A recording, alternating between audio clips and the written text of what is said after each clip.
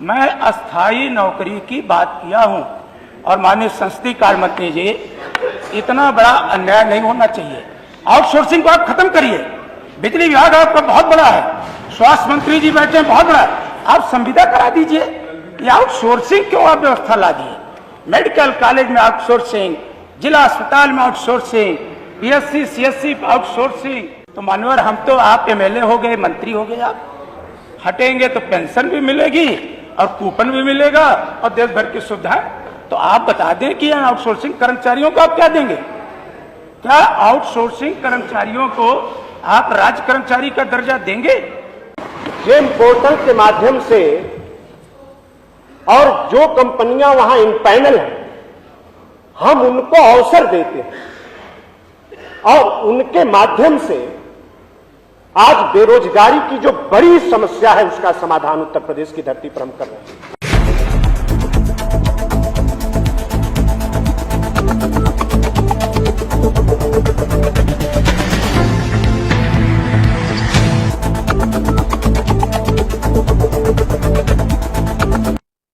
नमस्कार मित्रों, मैं हूं कुमार भवेश चंद और आप देख रहे हैं द इंडियन रिपोर्टर। माननीय अध्यक्ष जी, हम आपके बहुत आभारी हैं कि आपने महत्वपूर्ण प्रश्न पर हमें बोलने की इजाज़त दी।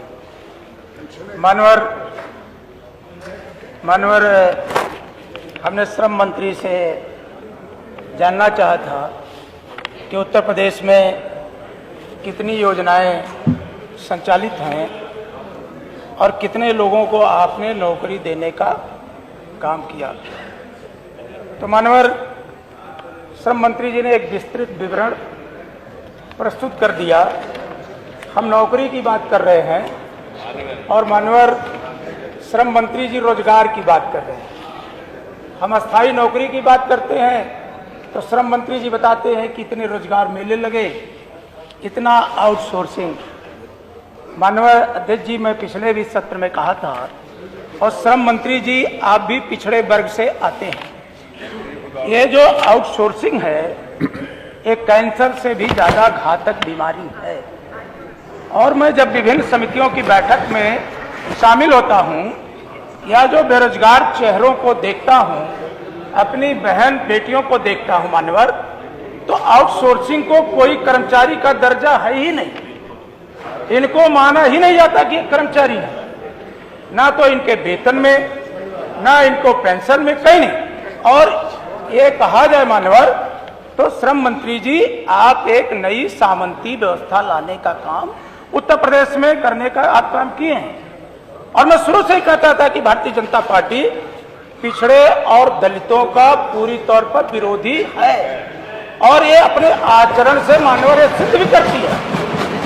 जो बाबा साहब ने हमें संविधान में अधिकार दिया था और जो अनुसूचित जात के हमारे आदिवासी वर्ग को आरक्षण देकर के उनको आगे बढ़ाने का काम किया था मानवर, बड़ी लड़ाई के बाद जो हम सबने मंडल आयोग की सिफारिशें लागू हुई थी, हमारे नेता आदरणीय नहीं है माननीय नेताजी श्री मुलायम सिंह यादव जी, बड़े संघर्षों के बाद जो मंडल आयोग की सिफारिशें लागू हुई थी मानवर, अभी उसका उद्देश्य पूरा भी नहीं हो पाया और बीच में ही आपने उसको कैसे कमजोर कर दिया जाए, उसको आपने इतना दीनहीन कर दिया कि अगर आप समीक्षा करेंगे तो आप पाएंगे कि सबसे ज्यादा हर विभाग आज आउटसोर्सिंग कर रहा है। बिजली विभाग की मीटिंग में मैं था, वहां लोगों ने कहा कि लाखों आउटसोर्सिंग कर्मचारी है।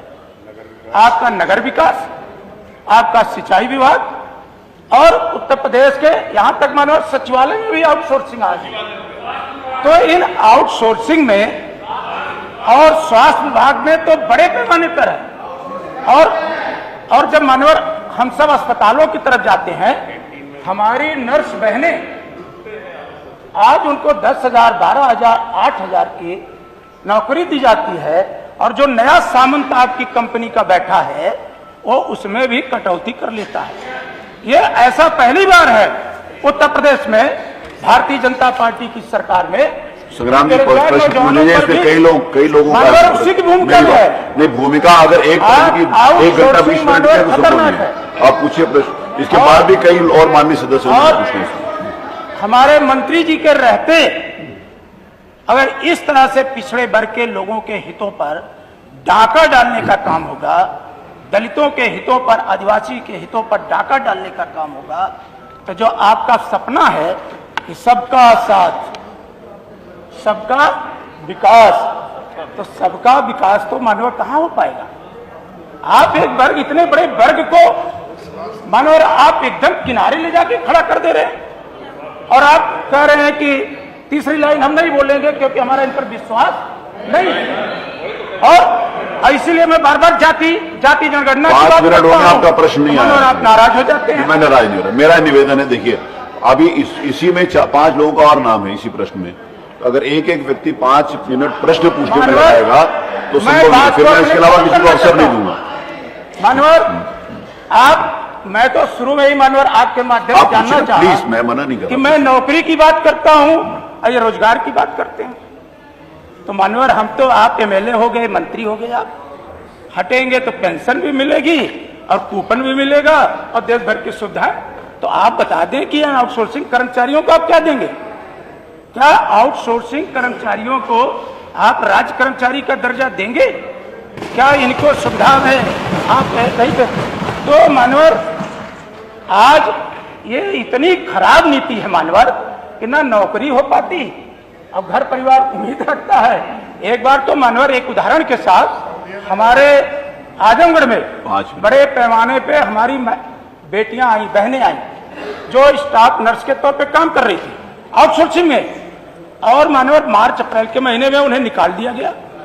कई बेटियां तो रोने लगी कि विधायक जी हमारी इसी आधार पे शादी तय हुई अब उत्तर आ जाए, पूछ कि लीजिए। बेटी नौकरी करती है और कंपनी ने बाहर कर दिया। चलिए तो मानव मैंने जिलाधिकारी महोदय से अनुरोध किया, आपका तो नई अनुकूल कंपनी पूछने का से- मन हो तो तो 6 मिनट हो माननीय गए। मंत्री जी, मैं रोजगार की बात नहीं किया हूं, मैं अस्थायी नौकरी की बात किया हूं।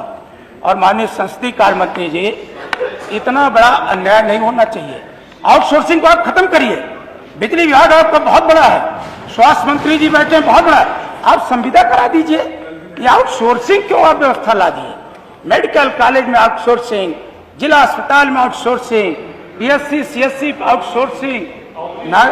चलिए, आप प्रश्न नहीं करना चाहते तो मैं आगे अगला प्रश्न लेता हूं। मानवर, अगर आप प्रश्न नहीं करना, मंत्री जी, अगर आपका कोई अनुपूरक प्रश्न ना हो तो मैं आगे चलूं। 6 मिनट हो गए, आप प्रश्न नहीं पूछ माननीय पाए, मेरे को सबको समय देना प्लीज। हाँ, आपके माध्यम से अध्यक्ष जी जानना चाहता हाँ, हूं आप जानिए। हाँ। कि मैं रोजगार की बात ना करके अस्थाई नौकरी की बात किया था, और वो अस्थाई नौकरी देने में आप कितना आगे बढ़े हैं।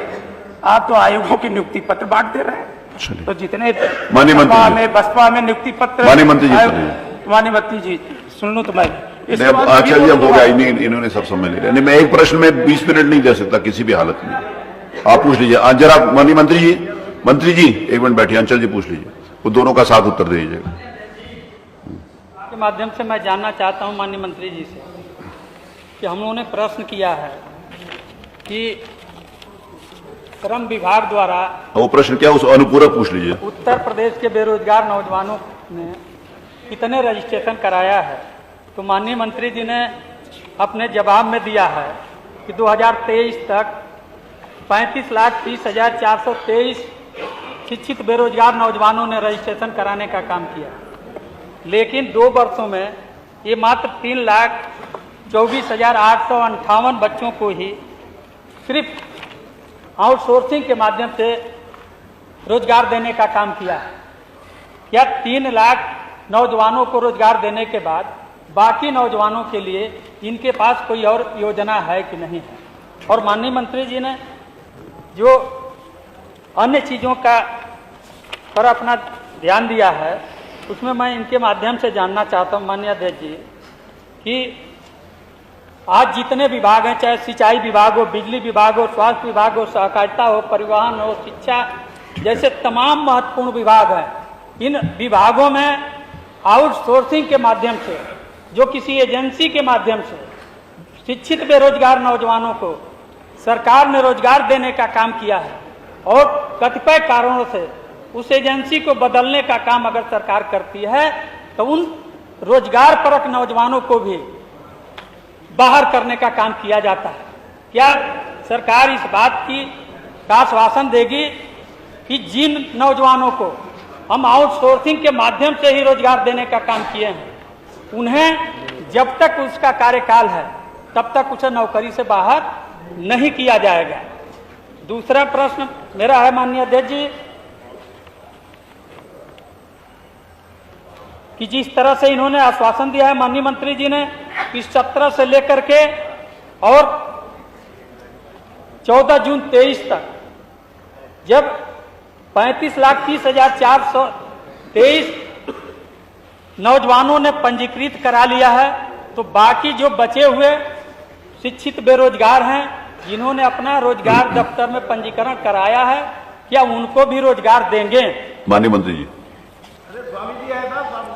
नहीं बहुत सारे लोग हैं। नहीं माननीय मंत्री जी उत्तर दीजिए। नहीं आप थोड़ी तय करेंगे, मुझे तय करने दीजिए, मुझे मालूम है सबका नाम लिखा है। आप उत्तर आ जाए, उत्तर आ जाए उसके बाद माननीय मंत्री जी उत्तर दीजिए। माननीय अध्यक्ष जी, माननीय सदस्य संग्राम जी ने पिछड़ों की बड़ी चिंता की, मंडल कमीशन से लेकर और यहां तक की तमाम चर्चाएं की। आपके माध्यम से सम्मानित सदन को बहुत ही सम्मानपूर्वक मैं बताना चाहता हूं कि उत्तर प्रदेश की योगी जी की सरकार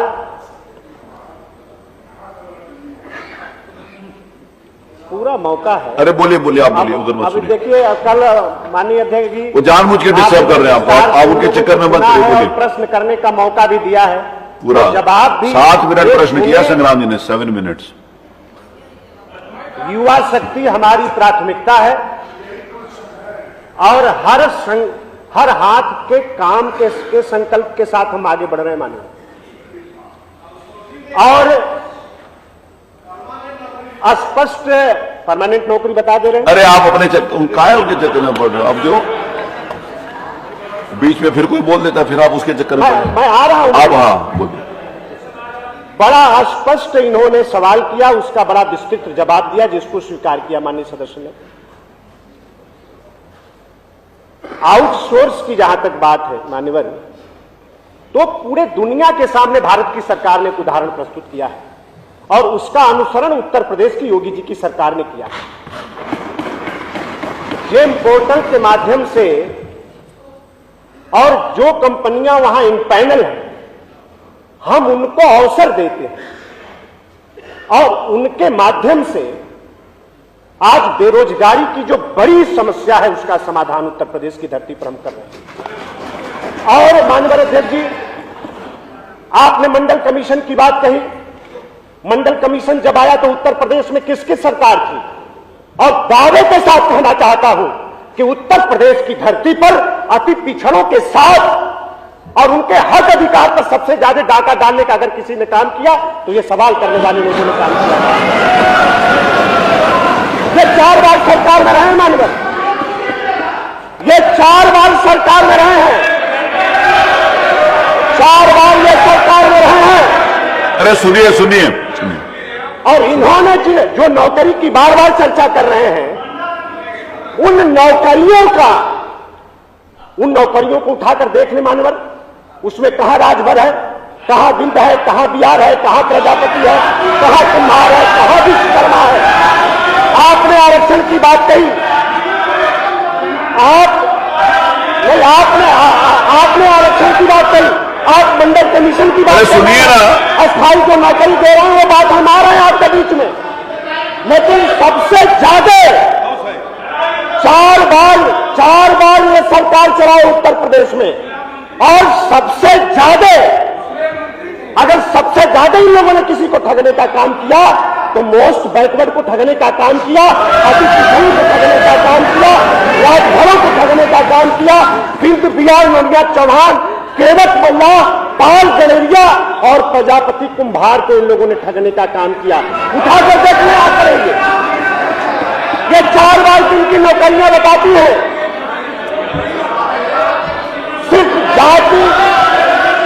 एक जाति के लोगों को ठीक ना करनी चाहिए। नहीं तो क्या बात है, सुनिए ना मेरी बात सुनिए। मंत्री जी एक मिनट, मंत्री जी क्या एक मिनट, माननीय मंत्री जी मेरी एक मिनट बात सुन। अच्छा जी बैठिए। मैंने पूरा 7 मिनट माननीय संग्राम जी ने प्रश्न पूछा और उन्होंने यही कहा कि फलानी जाति फलानी जाति फलानी जाति, तो उत्तर आ जाने दीजिए ना। सुनिए, या उन्होंने जाति ना बोली हो तो वो जाति ना बोले, उन्होंने जाति बोली है तो फिर उत्तर आने दीजिए ना। उन्होंने ऐसा कहा कि इस जाति को इस जाति को वो जाति बता रहे हैं, आपने बोला कि फलाने फलाने फलानी जाति, आपने शुरुआत वहां से करिए। जब आपने शुरुआत वहां से करिए तो उत्तर भी सुनिए ना। अगर उसके बाहर उत्तर दे रहे हो तो मैं मंत्री जी को रोक दूंगा। बैठिए ना, आपका प्रश्न नहीं है समझी, बैठो। माननीय मंत्री जी बोलिए। को पिछड़ों की चिंता हो रही है। अब आप आज इन लोगों को बेरोजगारों की चिंता हो रही है। हाँ बस, हाँ उस पर बात। आज इन लोगों को मैं अभी कल हमारे खेल मंत्री जी जवाब दे रहे थे, हम कैसे साबित करें, कैसे प्रमाणित करें कि हमारी सरकार सार्थक प्रयास कर रही है, असरदार हम प्रयास कर रहे हैं। हम एक आंकड़ा रखना चाहते हैं मान्यवर, बताइए। हम ये बिना आंकड़ा अरे उत्तर तो आ जाने दीजिए आचल जी, तो अच्छा इसलिए जी उत्तर आ जाने दीजिए। हम कुछ आंकड़े रखने चाहते हैं। 2012 में उत्तर पर ये रोजगार मेला के सवाल के विषय पर ये सवाल खड़ा करते हैं। 2012 में 2034 मेला इन लोगों ने लगाया मान्यवर, और 8,201 लोगों को रोजगार मेलों के माध्यम से इन लोगों ने रोजगार दिया। 2013 में 594 मेला इन लोगों ने लगाया। 2014 में 660 मेला इन लोगों ने लगाया। 2015 में 667 मेला इन लोगों ने लगाया। 2016 में 630 मेला इन लोगों ने लगाया और 1,69,075 लोगों को नौकरी रोजगार मेलों के माध्यम से इन लोगों ने दी। लेकिन योगी जी की जब सरकार आई मान्यवर, आज इन लोगों के जो पेट में दर्द हो रहा है, इस बात के लिए दर्द हो रहा है कि उत्तर प्रदेश का नौजवान आज चट्टान की तरह भारतीय जनता पार्टी के साथ खड़ा है और इस बात के लिए खड़ा है। मैं प्रमाणित करना चाहता हूं मान्यवर, मुझे अवसर मिलना चाहिए। 2017 से 18 635 मेला हम लोगों ने लगाया और 63,152 बेरोजगारों को हम लोगों ने रोजगार दिया। 2018 से 19 685 मेला हम लोगों ने लगाया और 10,32,200 लोगों को हम लोगों ने निजी क्षेत्र में सेवा दी। मैं उस पर भी आ रहा हूं, चिंता मत करिए। 2020 से 23 869 रोजगार मेला हम लोगों ने लगाया और 1,47,499 लोगों को हम लोगों ने नौकरी देने का काम किया। मानवर पिछले कार्यकाल में योगी जी की सरकार ने 3,742 रोजगार मेला अपने नौजवानों की समस्या को दूर करने के लिए लगाने का काम किया था। इन्होंने 5 साल में इन्होंने 2785 मेला लगाए मान्यवर, हमने 3742 मेला लगाए मान्यवर। इन लोगों ने 1,69,075 बेरोजगार लोगों को निजी क्षेत्र में सेवायोजित किया मान्यवर, और हमारी सरकार ने 5,74,567 लोगों को रोजगार देने का काम किया मान्यवर। और दूसरे कार्यकाल में मान्यवर, अभी इस बार के कार्यकाल में 2022-23, 2023-24 में मान्यवर 6,056 रोजगार मेला हमने लगाया है और 8 लाख आप लोग नहीं, गलत बात है, सब लोग नहीं बोले। बेरोजगारों को रोजगार देने का हमने। चलिए आगे पूरी बात आगे बैठे।